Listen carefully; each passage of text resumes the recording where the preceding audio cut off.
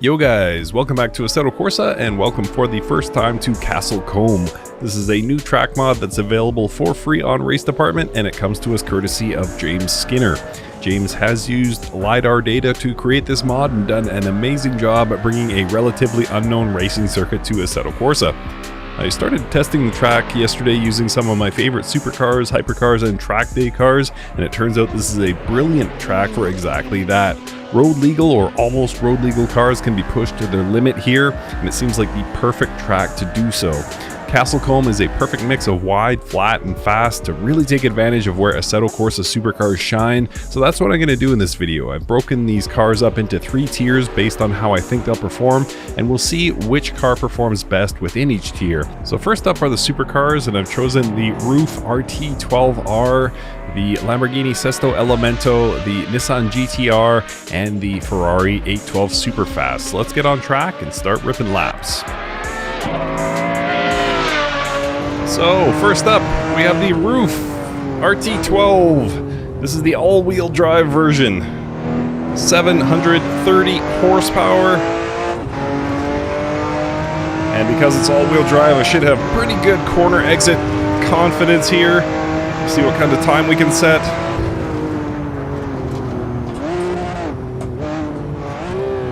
A lot of us know the Roof name because of a licensing deal Porsche had, where you couldn't find Porsche almost in any game.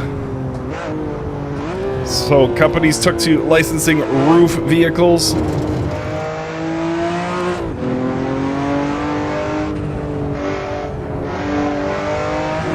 And man, are they fast. The Yellowbird that a lot of you are familiar with is a real handful, this RT12. Not quite as much, although you gotta watch out because it is an H-pattern shifter. So if you're not comfortable with that, you're gonna have your hands full. But overall, not too bad. Just a couple corners remaining here.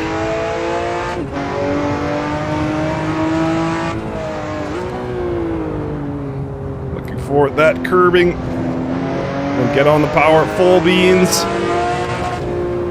A 111, 128 there from the Roof RT12 to start things off. Let's jump into the next car. So next up, we have the Nissan GTR. This is the NISMO edition. I have driven the non-NISMO edition of this car in real life, and I can tell you a few things. But all you really need to know is that it is super fast. It is unbelievably fast. Not everyone loves the GTR, but the speed, especially considering the price point, is almost universally respected. It is a computer-heavy car, and just a heavy car in general. But it is hard to not give this car its due when it comes to the straight line speed. Lost it a little bit there. Thankfully, that all-wheel drive system, and again, those computers kept me in line.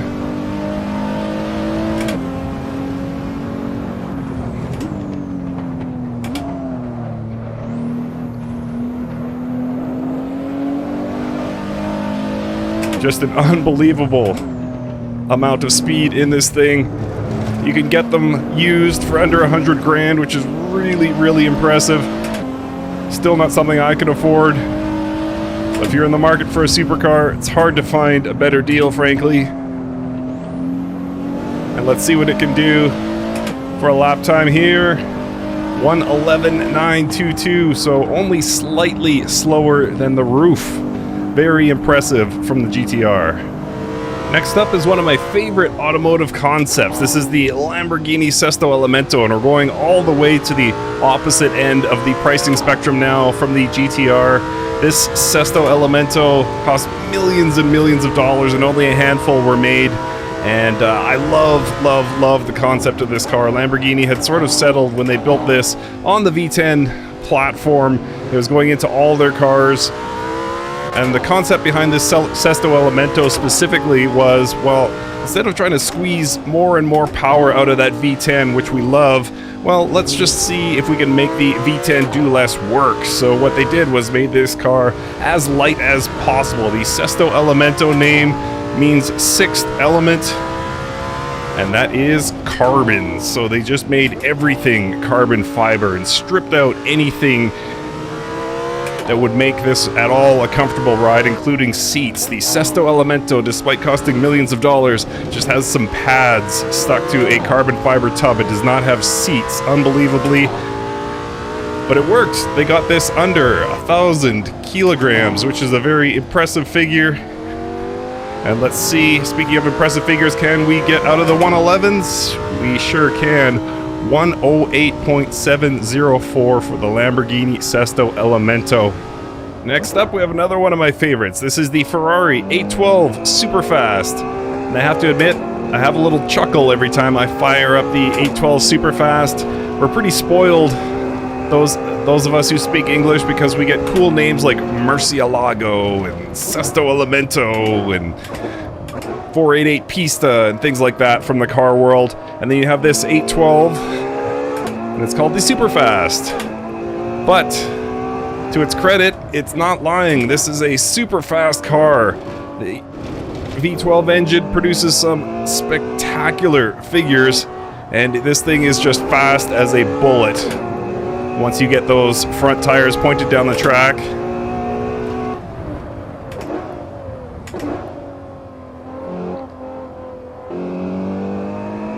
So we'll see what kind of time we can do here. Can this beat the Huracan? Or excuse me, can this beat the Sesto Elemento? We will know in a second on a pretty good pace here. The back end of this car will go around on you if you're not careful. So that was a 108.724 for the 812 Superfast. Again, one of my favorites. Love, love, love this car. Next up are the hypercars. These are the bigger, badder cousins of supercars and should be a notch faster than the previous tier. I've chosen the McLaren P1, the Porsche 918, the Pagani HUAYRA BC, and LaFerrari. Let's go. So first, in the hypercar class, LaFerrari. Not the Ferrari LaFerrari, not the LaFerrari, just LaFerrari. And we had two 108s and two 111s in the supercar class. My suspicion is that we are going to smoke both of those times handily in the LaFerrari and the other cars from this hypercar class. Just an absolute track weapon. How anyone actually drives this in real life is beyond me. This thing is terrifying to drive.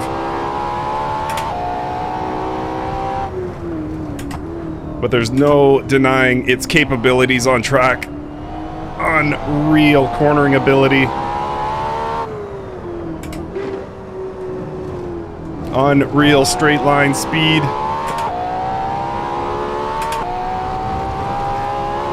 Oh!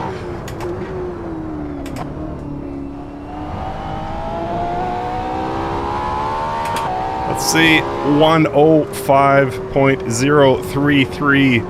So smoked those supercars. LaFerrari, unreal, so much fun.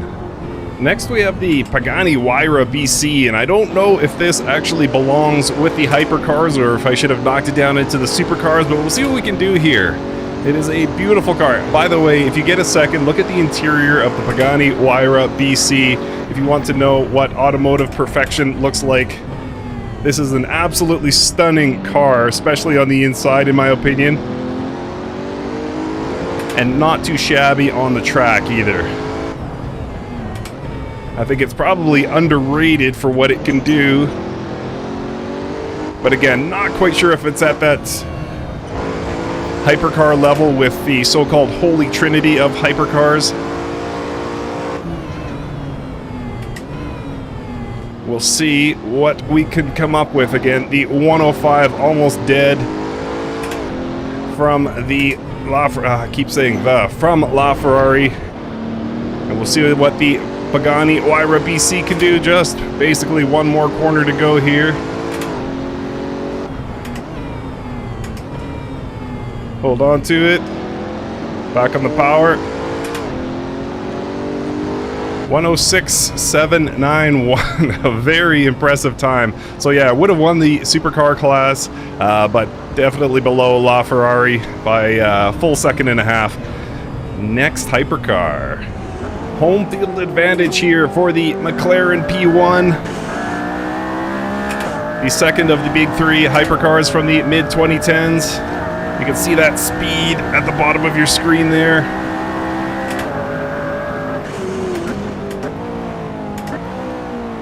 A lot more bouncy than LaFerrari, and I'm struggling a bit more for grip here. I don't think it's going to beat that 105. But we'll see what happens through the second and third sectors here at Castle Combe. I'm only barely hanging on to this thing. It's a real bouncy thing. This track seems to not be a good fit for the P1. Bouncing all over the place, really struggling for grip here.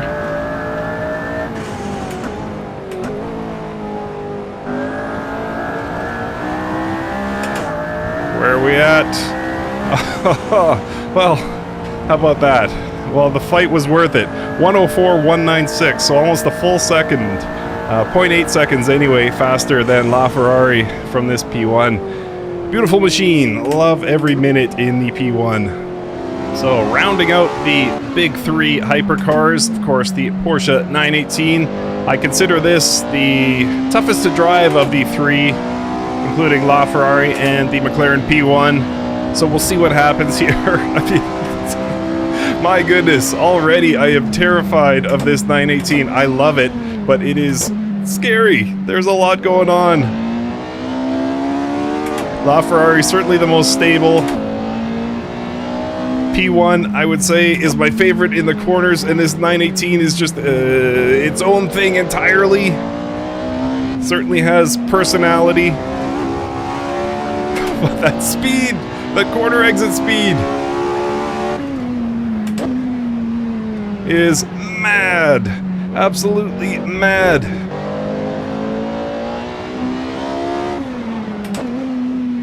There you go. You saw a little bit of that personality.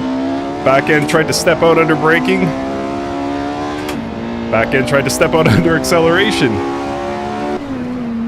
So take your pick. How do you want to be scared by your 918? 104.846. So it seems like the cars I'm fighting the most are given the most back. So the 918, wow, second place, came in ahead of LaFerrari. I didn't think that would happen. Love, love, love all of these cars. This has been amazing so far, and we still got 3 cars to go. Lastly, we have the track day cars. Ultra rare, ultra expensive, and ultra fast. I've got the McLaren P1 GTR, the Pagani Zonda R, and the Ferrari FXXK. Let's finish this. So first up, in what will no doubt be the top 3 fastest cars I test today, this is the McLaren P1 GTR, and I have to admit, not a huge fan of the P1 GTR. I'm such a fan of the P1 that this GTR just kind of seems over the top, and I don't love the design by comparison to its road-going cousin. But with that said, the performance is next level. So like I said, I think it'll comfortably crack into the top 3 of the fastest cars I test today in this shootout. Very aggressive there. That lap would not count normally. But you see what this thing could do on corner exit. Absolutely bonkers. And very, very late on the brakes here in this P1 GTR. Definitely could have been earlier on the accelerator. So it really tests your reflexes as a driver. Definitely more so than anything I've tested so far today. Looking for some late braking again. Braking in a straight line, trying to find that apex. See where we come in. 102.193. So yeah, just unbelievable amounts of speed in this P1 GTR. Huge, huge fun. And we still got 2 more track day cars to go. So next we have the Ferrari FXXK, and this is my pick. I haven't tested it yet. Don't know what my lap time's going to be. But if I were to hazard a guess, I think this is going to be the fastest car of the day. Absolutely scary fast everywhere. It is just a track weapon in the purest sense. I remember when Chris Harris drove this, I think he took it out to Daytona, and he said that if an alien came down, or he said it in a much more poetic manner, I'm sure, but basically, if you had to pick one car that represents the best of everything we know about car making to date, I mean, this would be it. It's basically all encompassed in here. Just insane amounts of power, great handling, lots of electronic systems that make sure that all gets planted.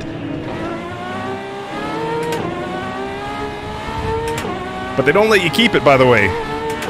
When you buy the FXXK, Ferrari holds on to it. They'll deliver it for you if you have a track day, but you do not get to keep your FXXK. Let's see what we can do here. 103.771, so a bit lively from the FXXK. Couldn't keep it planted as well as I could with the P1 GTR, so it is only going to be second at best, and we still got one more to go. So we will finish this video with one of my all-time favorite sim racing cars, the Pagani Zonda R. And of all the incredible stats of this car, you know, it held the Nordschleife record for a long time, it held the Top Gear test track record. I mean, this thing is just amazing, amazing purpose-built car. But of all the stats you could say about the Zonda R, to me, the most impressive is the model year. This thing is from 2009. Think about that. It is nearing 15 years old. In automotive years, that is a long, long time. And yet, to this day, very, very few cars, a very limited selection of cars, are able to do what this Zonda R can. So precise, so confident in everything it does, so fast.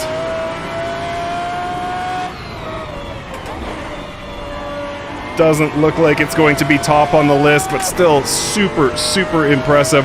103.996, so it will be third of all the track day cars, but unbelievably impressive, and this video was so much fun. I love this. So I hope you guys enjoyed watching it too, and we'll see you next time.